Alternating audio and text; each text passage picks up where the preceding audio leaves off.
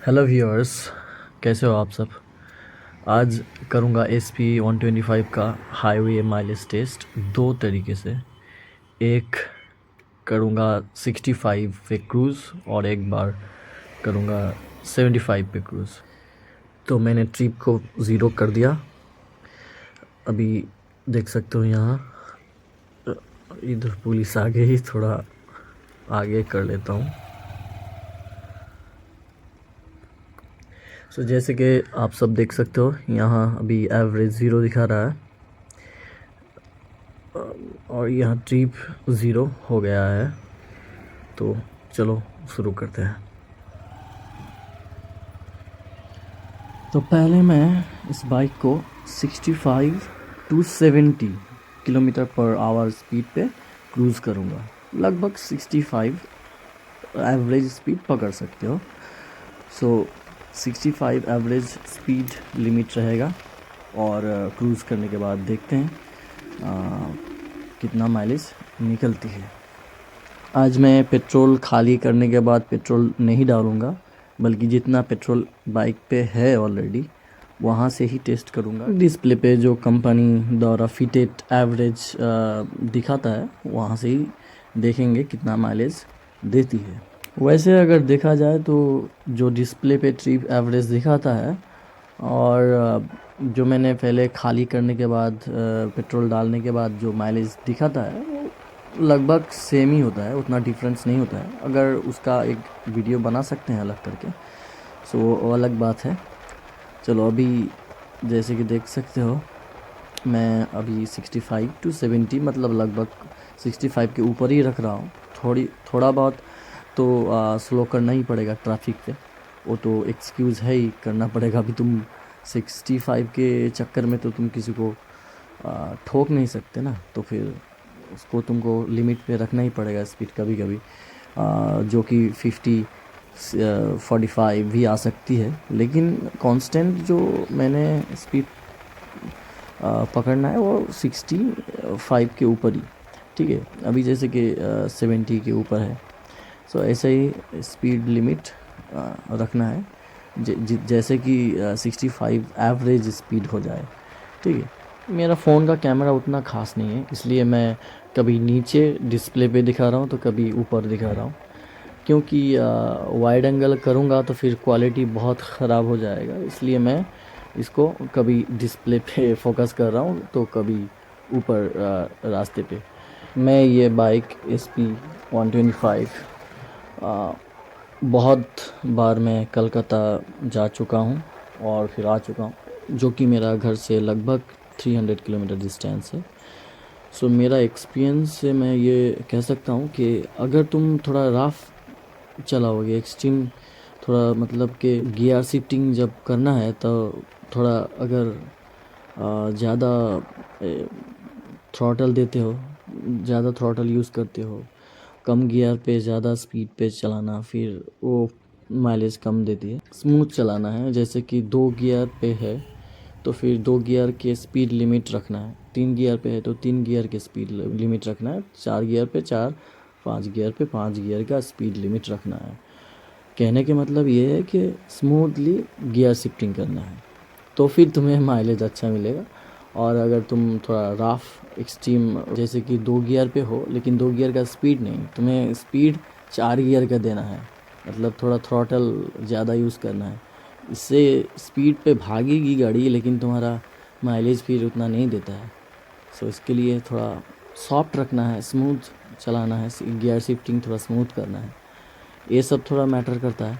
और थोड़ा डिफरेंस होता है अगर पीछे कोई बंदा बैठा हो, अगर ना बैठा हो तो फिर थोड़ा माइलेज ज़्यादा देती है। ऑलरेडी 72.3 एक घंटे के ऊपर, मतलब 1 घंटा 10 मिनट से ज़्यादा चला लिया। अभी रुकते हैं और देखते हैं एवरेज कितना हुई है।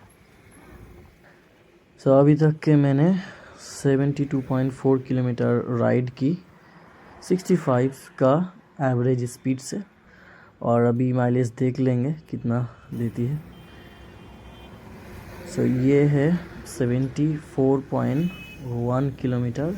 बट अगेन मैं बोल देता हूँ this could have been possible because speed limit मेरा 65 to 70 के आसपास था, इसलिए इस स्पीड लिमिट पे 74.1 किलोमीटर पर लीटर माइलेज जो एवरेज निकला है। अभी ट्रिप ए को फिर 0 करेंगे और फिर 75 to 80 क्रूज़ करेंगे। तो ये कर लेते हैं। ये हो गया तुम्हारा ट्रिप ए 0, एवरेज देख सकते हो 0। ट्रिप ए ये भी हो गया 0। अभी चलते हैं, लेट्स गो। सो आप सब ने देखा 65 to 70 क्रूज़ करने के बाद कितना माइलेज दिया, विच इज़ 74.1, जो कि बहुत अच्छा माइलेज है। अभी हम टेस्ट करेंगे 75 to 80 kmph के स्पीड से कितना माइलेज देती है। अगर देखा जाए तो 65 किलोमीटर पर आवर थोड़ा स्पीड कम ही होता है हाईवे के हिसाब से। और ऐसे भी अगर देखा जाए मेरा एक्सपीरियंस से मैं बोल सकता हूँ 70 के नीचे नेशनल हाईवे पे बहुत स्पीड कम होता है और थोड़ा डेंजरस भी हो सकता है अगर तुम 60-65 पे क्रूज़ करते हो हाईवे पे स्पेशली, क्योंकि यहाँ पे सब तेज़ चलते हैं, स्पीड पे थोड़ा ज़्यादा रहता है स्पीड। अगर दूसरे लोग का स्पीड लिमिट 80, 85, 90 रहता है तो तुम्हारा स्पीड भी 75-80 रहना चाहिए, 70 के ऊपर तो रहना ही चाहिए। सो आई थिंक मुझे अगर कोई पूछे तो मैं ये बोल सकता हूँ कि नेशनल हाईवे पे मिनिमम 70 के ऊपर क्रूज़ करो तो फिर दैट इज़ गुड स्पीड, और फिर बाकियों से स्पीड डिफरेंस ज़्यादा नहीं होगा, फिर एक्सीडेंट का चांस भी थोड़ा कम होता है। सो अभी जैसे कि मैं 75 के ऊपर क्रूज़ कर रहा हूँ, सो मेरा स्पीड वैसा ही रहेगा 75 to 80। कभी कभार अगर थोड़ा ट्रैफिक जैम वगैरह रहे तो फिर स्पीड को थोड़ा तो कंट्रोल करना ही पड़ेगा। सो बेसिकली अगर दो बस आए पीछे से एक दूसरे को ओवरटेक कर रहे हैं, स्पीड लिमिट साइड 85 to 90 और तुम्हारा स्पीड कितना है 55 to 60, तो फिर क्या होता है कि वो जल्दी तुम तक पहुंच जाएंगे। तुम्हारा स्पीड बहुत कम है तो फिर तुमको जल्दी तुम तक पहुंच जाएंगे और फिर दिक्कत हो सकती है। और अगर तुम्हारा स्पीड 75 to 80 रहता है, उन लोगों का स्पीड 10 ज़्यादा है, तो फिर उतना जल्दी नहीं आएंगे पीछे और टाइम मिलेगा तुमको थोड़ा ब्रेक करने का, साइड जाने का, फिर उनको स्पेस देने का। So that's why speed matters. और अभी तक के स्पीड लिमिट मैंने 75 के ऊपर ही मेंटेन की है। और वीडियो को ज़्यादा लंबा ना खींचते हुए थोड़ा फास्ट फॉरवर्ड करते हैं।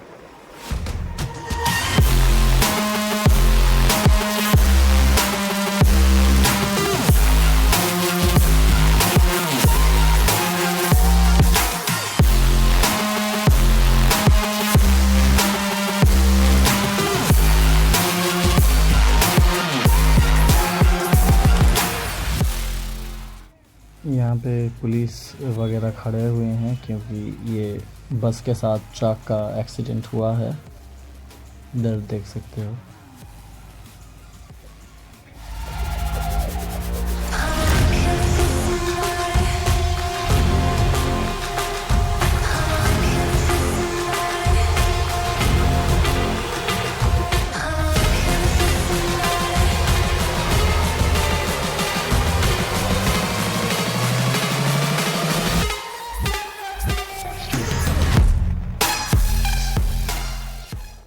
जैसे कि देख सकते हो अभी तक कि मैंने 79.8 किलोमीटर राइड की है और डेफिनेटली माइलेज तो बहुत कम ही देगी, लेकिन चलो देखते हैं कितना फ़िलहाल देती है।